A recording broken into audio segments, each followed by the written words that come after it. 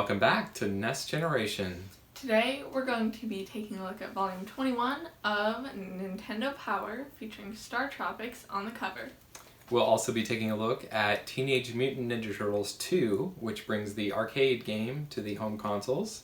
And we'll be taking a look at Kabuki Quantum Fighter with some hair-banging fighting action.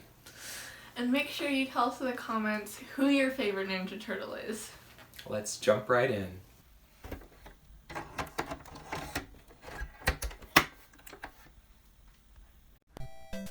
The first game we're looking at today is StarTropics, which was published and developed by Nintendo in 1990, and it was targeted to the US market, which was fairly unique for Nintendo, being a Japanese company focused on that market and then porting games over afterwards to the US market and other countries. But this was sort of developed as a American-centric game. You're playing as Mike Jones, who gets a letter from his uncle. Can't remember his first name. I don't know if they tell you. It's in one of the books or something. So he's Dr. Jones, which is being an archaeologist. That's sort of an allusion to Indiana Jones. They call him Dr. Jones too, so it's kind of a play on that.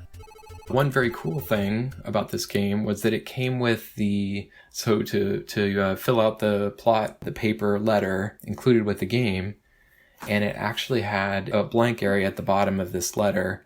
And I believe if you got it wet, and it would display like a secret message from your uncle that had a radio frequency that you needed to use at some point in the game, which I thought was a really cool sort of bringing the game into real life kind of thing. I honestly don't think I've ever heard of something like this in even modern games. Well, they used to do pack-in stuff, especially when games came in, like the PC games would come in these big boxes, and there would be like cloth maps for the role-playing games, all kinds of little trinkets and things that sort of tied into the game. So you get this letter from your uncle that he's on an island doing some discovery of ruins. Right. And so you're going to visit him there, and you get there, and he has been abducted.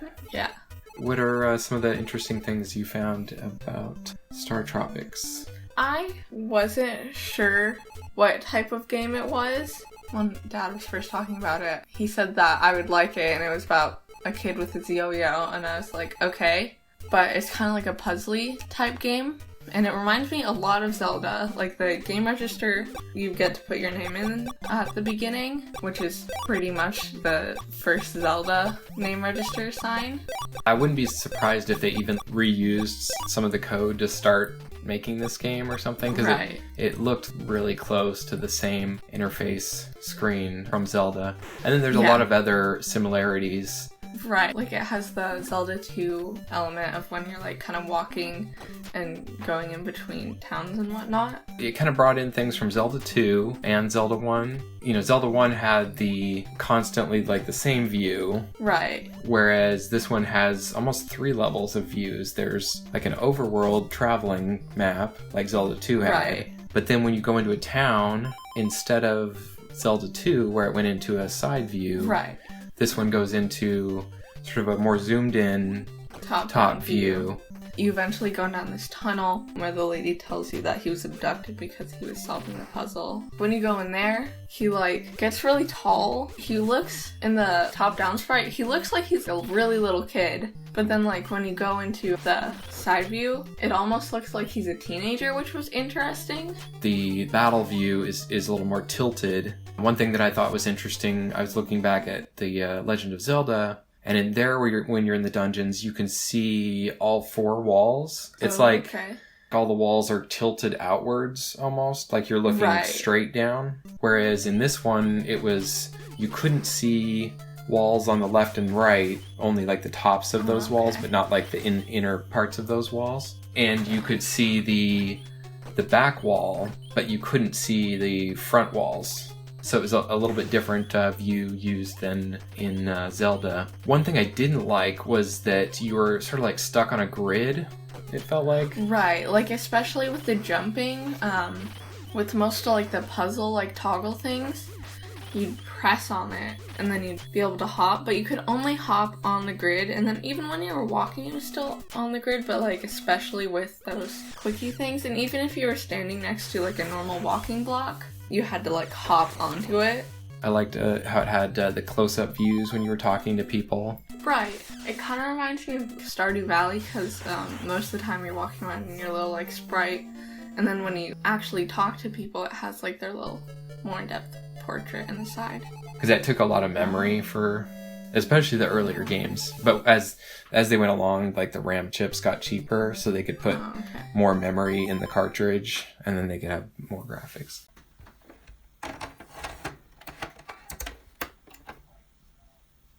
Teenage Mutant Ninja Turtles 2, the arcade game, is the second Ninja Turtles game to be featured on the NES. It is a port of the arcade game.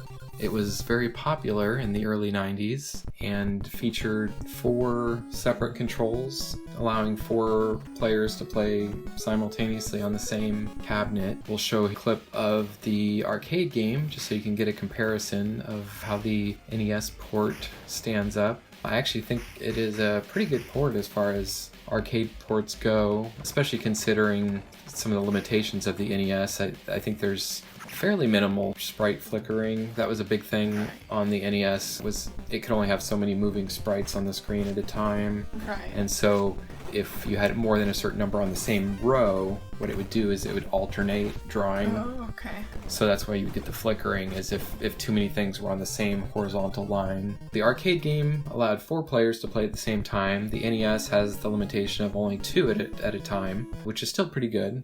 Right. There's sort of 3 main attacks you have. There's your just regular attack button, which is whatever weapon that turtle has. There's a jump attack. If you press both buttons at the same time, you'll do like a jump and attack. And then there's also a jump and a kick, where you hit the jump button and then hit the attack button, and then you do like a diagonal kick in whichever direction you're facing.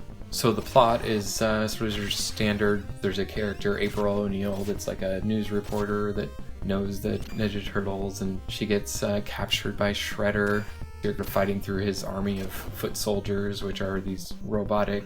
I can't remember actually in the game. I remember one of the movies, they're humans. I think in the comic books they were robots.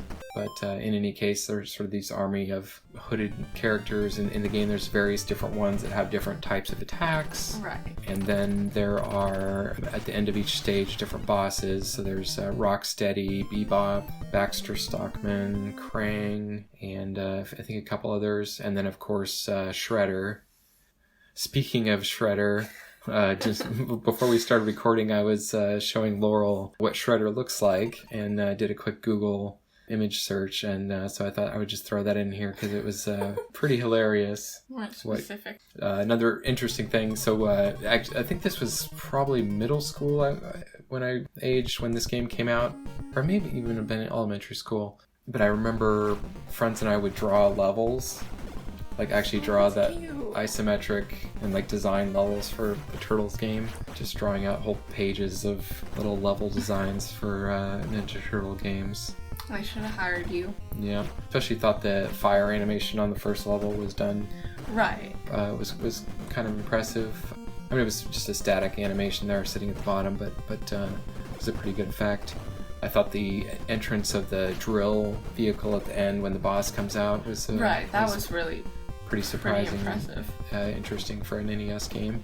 What interesting things did you think were in this game? It was definitely a difficult game, and that was, well, not interesting for the NES, because a lot of them are difficult. Yeah.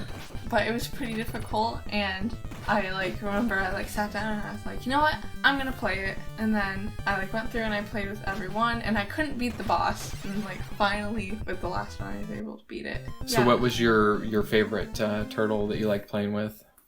I am pretty sure that my favorite turtle was Raphael. Personally, out of all these weapons, this is the one I haven't used, which is funny. Yeah, we mentioned in the other Ninja Turtle episode we did that you do karate class, so right. You've actually gotten to use bow staff and boken wooden sword, not an actual sword, but and nunchucks. And then nunchucks too, yeah. I mean, a bokken or katana or whatever like specific type of sword it is kind of the only really great weapon. Nunchucks you can kind of fight with, except you probably do a lot more damage to yourself than someone else. I feel like they're more of kind of a show. Yeah, and bow staff, of skill weapon. It's just kind of like a stick. Well, but I think the ones you guys use in class are fairly light. Right. But I think if you were an actual like bow staff person, it would be more like a broom handle kind of weight. Right. And then if you're really swinging that at somebody, it could do some damage. But I think this was a pretty cool brawling arcade game, and I had a lot of fun playing it.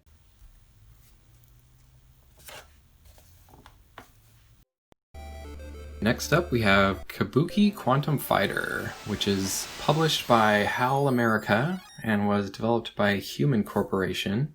It's a 2D platformer and has a fairly quirky story. In the year 2056, computer virus or some sort of hacker has broken into the main defense computer. Similar, I guess, to Tron, maybe? Have you seen Tron, Laurel? No. No, we'll have to watch that at some point.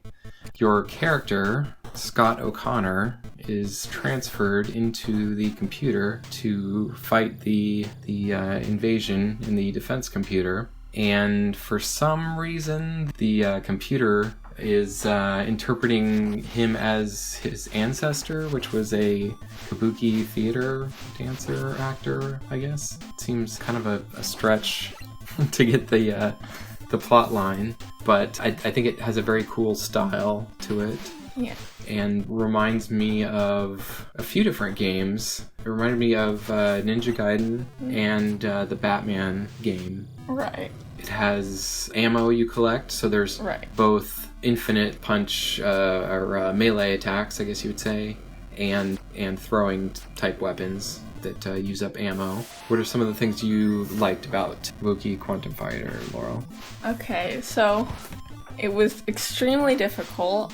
I think I got like the game over screen, which you get after you die 3 times. I think I got it twice, and after that I was like, I am not going to beat this after another 3 deaths, so I don't really think I should try.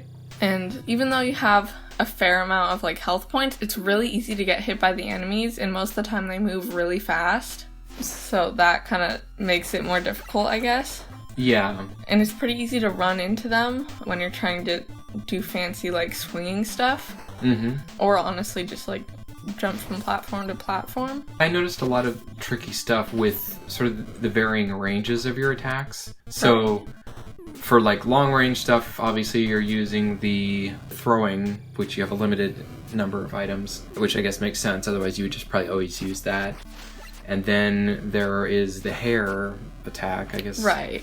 Which is another one of the things that makes this kind of a really quirky game, because that makes not a whole lot of sense, using your hair for an attack. It kind of reminds me of like the Trolls movies that I watched when I was little. Yeah. I think it was just the one. Unless you've got acid hair or something. I don't know what the thought was there. So that's sort of your like mid-range attack. And then when you're crouched, you just have a super close range punch. One thing that I found interesting was how it kind of mixes like the computery like background aspect, and then you're like a more traditional like kabuki dancer. Mm-hmm. Yeah, it was kind of an interesting melding. Yeah, like it doesn't seem like you'd fit in, which is interesting.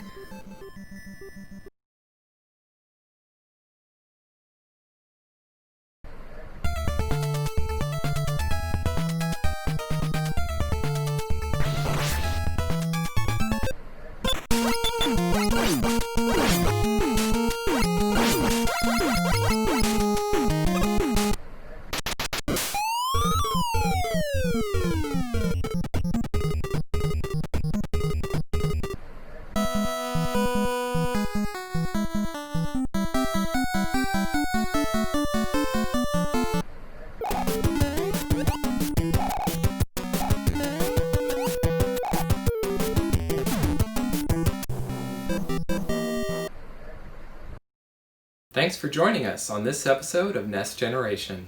If you enjoyed this episode and want to see more, make sure you leave a like and subscribe.